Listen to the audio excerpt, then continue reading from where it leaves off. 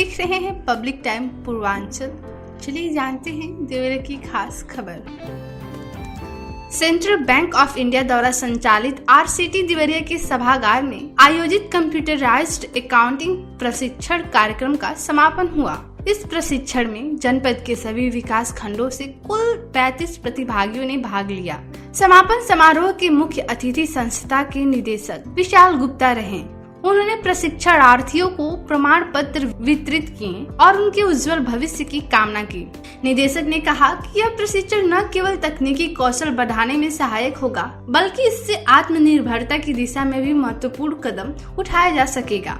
उन्होंने युवकों से समाज के प्रति सकारात्मक योगदान देने का आह्वान किया।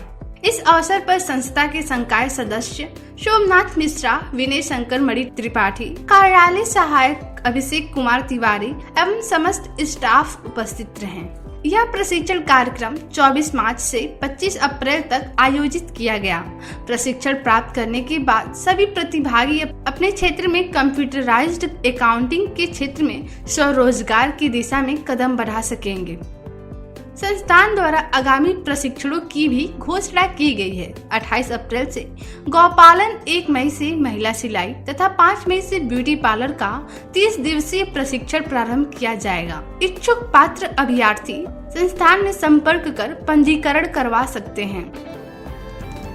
भगवानपुर चौबे गांव की रानी राजभर ने पुलिस को तहरीर दी है। आरोप लगाया है कि उसकी शादी शोभित राजभर से हुई है। उसकी 7 साल की बेटी है, 6 साल का बेटा भी है। उसने आरोप लगाया है कि पति के मारने पीटने की वजह से वह घर छोड़कर 6 माह पहले चंडीगढ़ चली गई।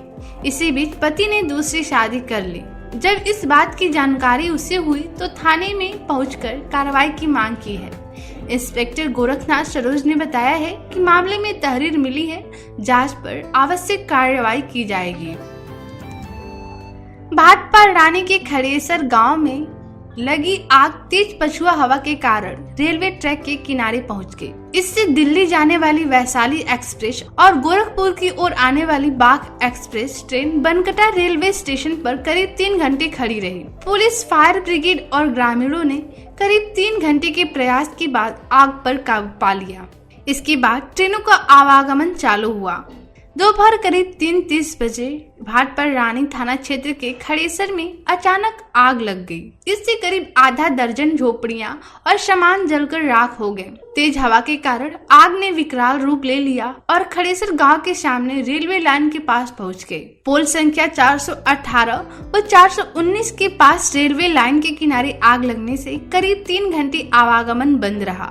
सुरक्षा की दृष्टि से रेल कर्मियों ने दिल्ली जाने वाली वैशाली एक्सप्रेस और गोरखपुर की ओर जाने वाली बाघ एक्सप्रेस ट्रेन को करीब 3 बजे से बनकटा रेलवे स्टेशन पर ही रोक दिया गया।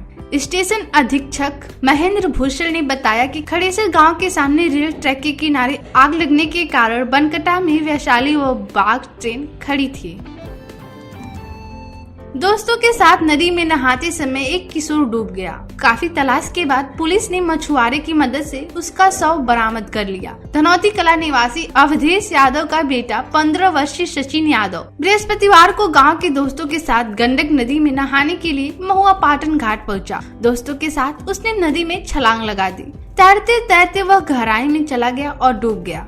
कुछ देर बाद दोस्त उसे खोजने लगे और डूबने की आशंका में चिल्लाने लगे। मछुआरों और ग्रामीणों के प्रयास के बाद सचिन का शव कुछ दूरी पर नदी से निकाला गया। घर पर पिता अवधेश यादव और मां गायत्री देवी व भाई अजीत का रो रो कर बुरा हाल है।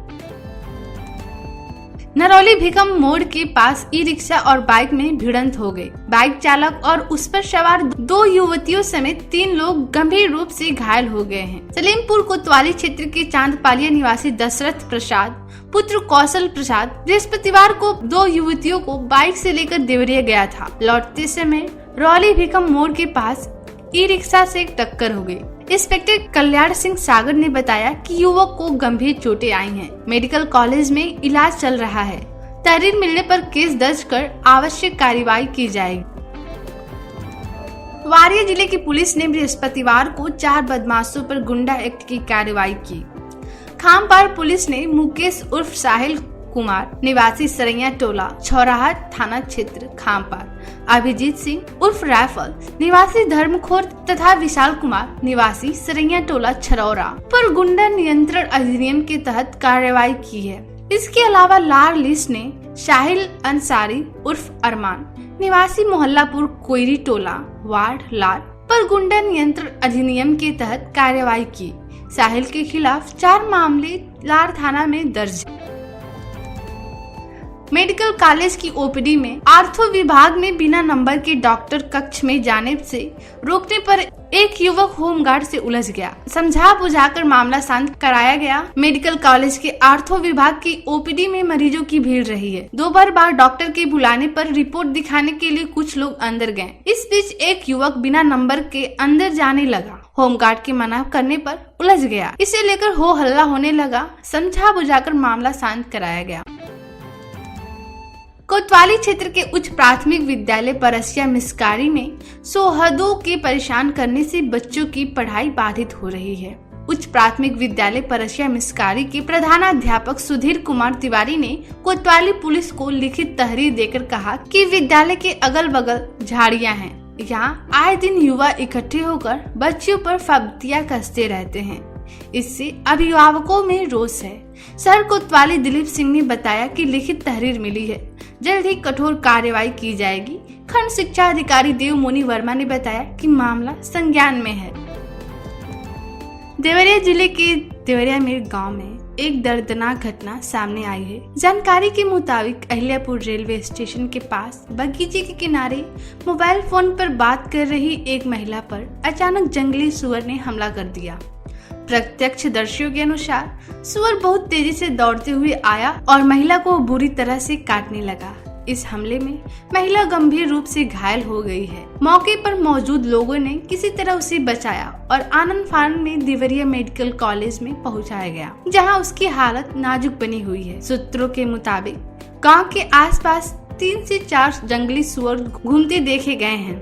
इस घटना के बाद पूरे देवरिया में गांव में और आसपास के इलाकों में दहशत का माहौल है। ग्रामीणों ने प्रशासन से जल्द सुरक्षा व्यवस्था मजबूत करने और जंगली जानवरों को पकड़ने की मांग की है। देवरिया के खास खबर में बस इतना ही। नमस्कार।